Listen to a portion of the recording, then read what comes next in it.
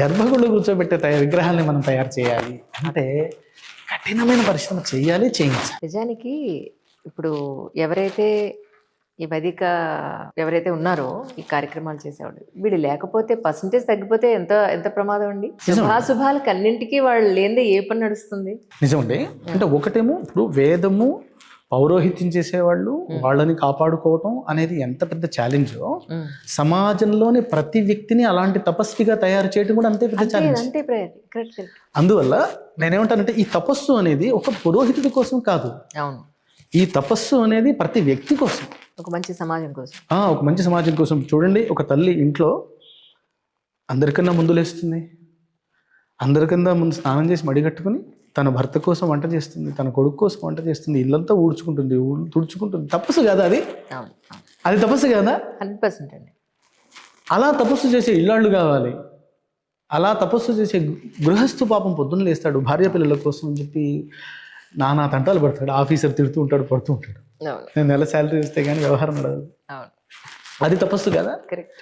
ఇలాగే జీవితంలో ప్రతి రంగంలో తపస్సులే కావాలి, ధర్మాత్ములే కావాలి, సత్యసంధులే కావాలి. మనకేమీ దాంట్లో ఎక్స్క్యూజ్ లేదు. అలాంటి వాళ్ళని తయారు చేసుకోవడంలో సమాజం ఎప్పుడు కూడా వెనక పడకూడదు.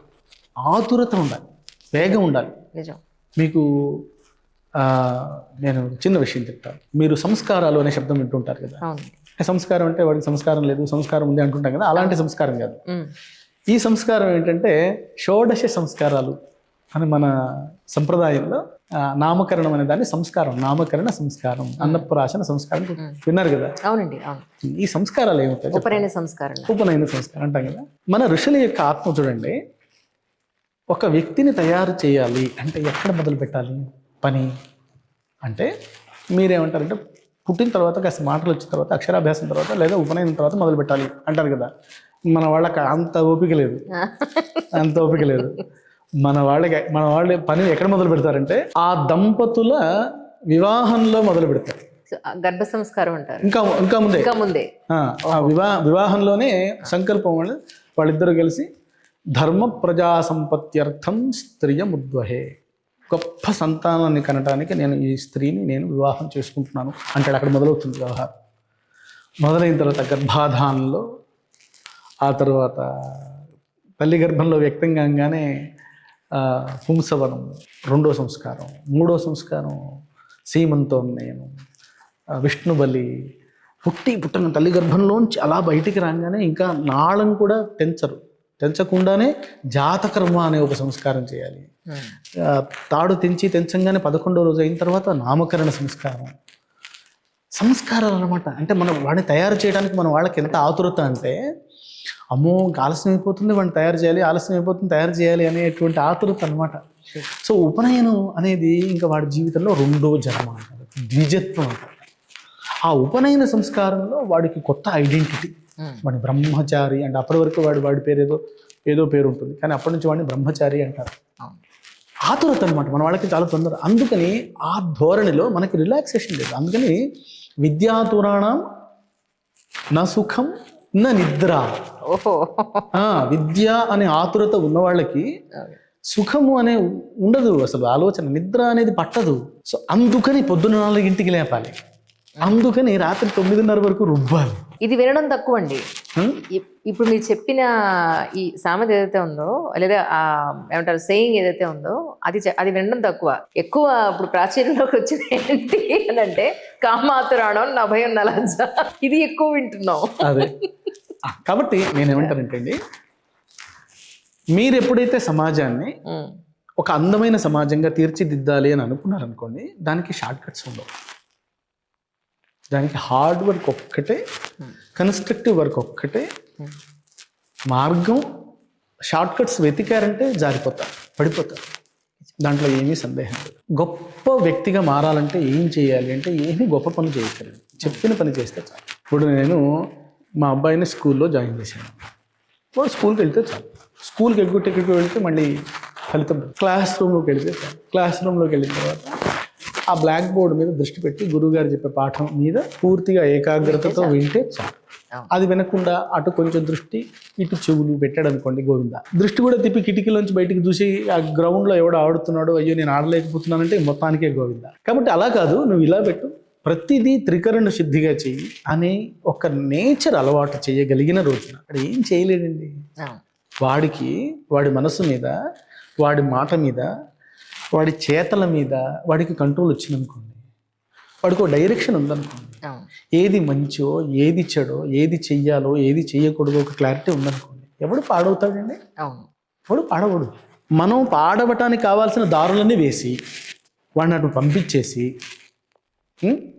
ఒక సమయం రాగానే వాడికి ఉపదేశాలు ఇస్తామన్నమాట. నువ్వు అలా చేయకూడదురా, నువ్వు పెద్దవాళ్ళకి ఎదురు చెప్తావా, నువ్వు అది చేస్తావా ఇది చేస్తావా అని. మరి ఇంతకాలం ఏం చేశారు మీరు? వాడికి స్వేచ్ఛ కావాలన్నా వాడికి ఒక రూమ్ విడిగా ఇచ్చారు, వాడికి ఏమేమో చేశారు. అవును కదా, వాడికి ఒక ఫోన్ ఇచ్చాను, నాన్న నువ్వు నీకంటూ ఒక ఫేస్బుక్ ఉండాలి, నువ్వు ఒక రీల్స్ చేయాలి అని చెప్తున్నావు. అన్నీ ఎందుకు ఉండాలి వాడికండి? ఎగ్జాక్ట్లీ. సాధన చేసే సమయంలో సాధనే చేయాలి. Correct correct. విద్యార్థిగా ఉన్నప్పుడు నేను అదే చెప్తుంటాను మా పిల్లలకు కూడా, ఈ హెయిర్ స్టైల్స్, హెయిర్ కలర్స్, మేకప్లు, స్కూల్కి వెళ్ళే పిల్లలకి, కాలేజ్ చదువుకునే పిల్లలకి ఎందుకు ఇవన్నీ అవసరం లేదు. చదువుకునేటప్పుడు చదువు మాత్రమే, అంతే. ఈ సైడ్ ఇవేం పెట్టుకోవద్దని చెప్తూ ఉంటాను. బట్ ఎవరికి నచ్చదు, అది నచ్చదు. ఇప్పుడు నీకు నచ్చినట్లు చేయడానికి వీలు లేదు. అవును, నాకు నచ్చినట్టే ఉండాలి అని మనం గట్టిగా నిలబడాలి. అవును. అలా చెప్పటానికి తల్లిదండ్రులు మొహమాట పడ్డప్పుడు, అలా చెప్పటానికి గురువులు మొహమాట పడ్డప్పుడు నాశనానికి బీజాలు పడ్డాయి అని అర్థం. నాలాంటి వాళ్ళు చెప్తే తల్లి శత్రువు అయిపోతాం సార్. ఏం పర్లేదండి, తిట్టుకుంటున్నారు, లిటరలీ. తిట్టుకోనండి, ఏం పర్లేదు, ఏముంది. ఇప్పుడు ఇంకోటి చెప్పడంలో నా స్వార్థం ఏమన్నా ఉందా? అదే కదా, మనకేమొస్తుంది అని వాళ్ళకి అర్థం అయ్యే రోజున అర్థం అవుతుంది. పాపం వాడికి ఏం తెలుసు. ఇప్పుడు మీరు స్కూల్కి పంపిస్తున్నారు అనుకోండి, అప్పటి వరకు వాడు ఇంట్లో చక్కగా అమ్మ ఒళ్ళో హాయిగా ఆడుకుంటున్నాం అని స్కూల్కి పంపిస్తున్నాను, వాడు ఏడుస్తాడు. ఏడుస్తున్నాడు అని చెప్పి స్కూల్కి పంపించకుండా ఉంటారా? అదే కదా, పంపిస్తున్నారు కదా. ఎందుకంటే వాడు ఆ దూరం చూడలేడు. స్కూల్కి వెళ్తే వచ్చేటువంటి పంపిస్తున్నాను. అలాగే ఎవడూ సంతోషంగా సంస్కారాలు నేను పెద్దగా అందరూ అలా ఉంటారు. నాకే తెలిసి 99% కంఫర్ట్సే కావాలి ప్రతి ఒక్కడికి. ఆ కంఫర్ట్ జోన్ నుంచి అలా తోసేయాలి తప్పనిసరిగా. సో తప్పకుండా సాధన చేయాలి. సాధన వైపు సమాజం బయలుదేరాలి. ఆలోచించాలండి ప్రతి ఒక్కరూ కూడా. అసలు మన లిమిట్స్ ఏమిటి? తల్లిదండ్రుల గురించి ఒక చిన్న విషయం చెప్తానండి. మా పిల్లవాడిని నేను మీకు పెడితే పాపం నేను చూడకుండా ఉండలేనండి, నన్ను చూడకుండా వాడు ఉండలేడండి, వాడు నా దగ్గరే పడుకుంటాడండి, ఇలాంటి మాటలు మాట్లాడుతుంటారు. ఇలా మాట్లాడితే ఎలాగా? అదే కదా, ఇలా ఉంటే ఎలా తయారవుతుంది? మీరు ఆ పిల్లవాడికి ఓనర్లు కాదు, మీరు ట్రస్టీలు. వాడు మీ ఆస్తి కాదు, వాడు ఈ సనాతన ధర్మానికి వారసుడు. వాడిని దానికి తగ్గట్లుగా తయారు చేసుకునే పని నాది అంటే గురుకులానిది. నా పనికి అంటే నాకు శిష్యుడికి మధ్యలో మీరు డిస్టర్బ్ చేయొద్దు. మా పనిని మమ్మల్ని చేసుకునియాలి కదా అని నేను మాట్లాడుతుంటా తల్లిదండ్రులతో. నా లిమిటేషన్స్ ఏమిటి, నేను ఎక్కడ ప్రవేశించాలి, ఎక్కడ మాట్లాడాలి, ఎక్కడ మాట్లాడకూడదు అని సమాజానికి ప్రతి ఒక్కరికి తెలియాలండి. వాళ్ళ లిమిటేషన్స్ తెలిసినప్పుడు మనం ఏదైనా పనికి సమంగా చేయగలం. అయితే మీరు మార్నింగ్ నుంచి సాయంత్రం వరకు జరిగే కార్యక్రమాలు ఒకసారి చెప్తాను. పొద్దున్న 4ంటికి లేస్తారండి. లేచి కాలకృత్యాలు నెరవేర్చుకొని సుమారు 6 గంటల వరకు వాళ్ళు బ్రహ్మయజ్ఞము లేదా ఆవర్తులు అంటూ వాళ్ళ అధ్యయనానికి సంబంధించిన పనులు చేస్తారు. 6ంటికి స్నానము, సంధ్యావందనము, పాలు తాగుతారు, రాగి జావ తాగుతారు పొద్దున్నే, అగ్ని కార్యం చేసుకుని ఆ తర్వాత 7 నుండి మళ్ళీ 8 వరకు బ్రహ్మయజ్ఞం చెప్పుకుంటారు. మళ్ళీ అంటే ఆవృత్తి అని, బ్రహ్మయజ్ఞం అని, సంథ అని, వల్లి అని అలా ఉంటాయి వేదం యొక్క విభాగాలు. సో వాళ్ళ నిర్దేశిత సమయాన్ని బట్టి నిర్దేశిత పనులు చేస్తూ ఉంటారు. సో 8 నుండి 8:30 వరకు అల్పాహార సమయం ఉంటుంది. 8:30 నుండి 9 వరకు బౌద్ధిక కాలాంశం ఉంటుంది. వాళ్ళకి పొద్దున ప్రార్థన సమావేశం అంటాం దాన్ని. ఈ అరగంటలో వాళ్ళు ఏం చేస్తారంటే నెలకి ఒక దేశభక్తి గీతం పిల్లలకి 5 నిమిషాలు దానికోసం కేటాయిస్తాం. అంటే 5 నిమిషాలు రోజు కేటాయిస్తూ నెలలో ఒక దేశభక్తి గీతం వాళ్ళకి కంఠస్థం అయిపోవాలి.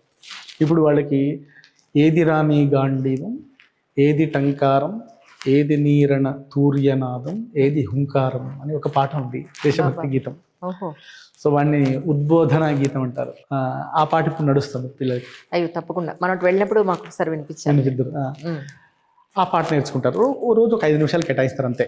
అట్లనే ఇంకొక 5 నిమిషాలు వాడు సుభాషితాలు అని ఉంటాయి.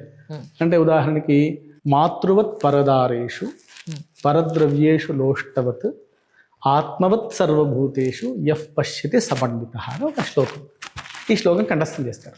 ఓహో. కంఠస్థం చేసి దాని అర్థం చెప్పుకుంటారు.